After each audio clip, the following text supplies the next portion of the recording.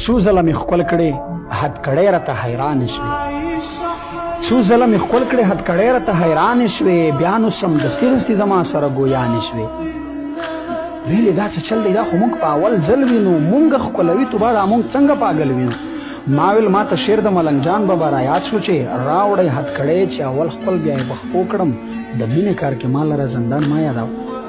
بیا نو زه ولنو ویل چې دا څنګه مینه ده موږ ته یې حال وایه چې په تا دومره شیرینه ده ته سلما یا څوک یې له کومه نه راغلی نه خو د رنګ زیړ دی نه خفا نه غرې نیولی دا د بحرین جیل دی دلته هر قسم سړي راځي دلته منګلیان هندوان عرب او پنجابي راځي موږ یې په لاسو کې وو علم د دنیا ځي راځي دلته خو اکثر ژاړي پریشان وي چې زلمي راځي ستا خو حوصله بیخي د خره غوندې اوچته ده نه دې شونډې وچې دي او نه دې څېره تته ده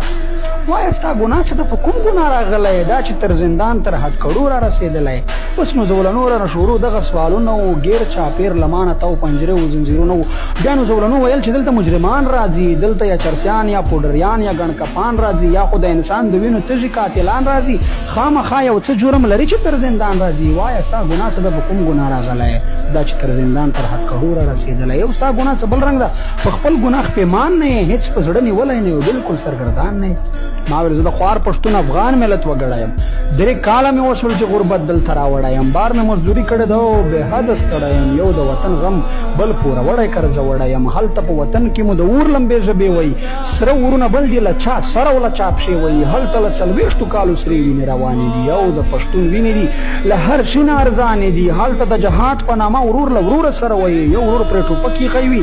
بل ورته ټټر وایي زموږ په پښتونخوا کې په زرهاو میندې بورې شوې ډېرې خویندې ورارې ناوې کونډې شوې سرتورې شوې او بچیان مو ګرځي په یو بل در کې خیرات غواړي چا چې مونږ وژلي یو له هغو نه زکات غواړي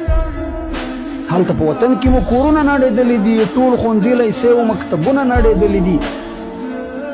او ټول بازارونه مارکیټونه نړېدلي دي بس په پښتنو د لرو بر تورونه پورې شول او په افغانانو لرو بر تورونه پورې شول او په پښتنو د ترهګر تورونه پورې شول ټول د سر سړي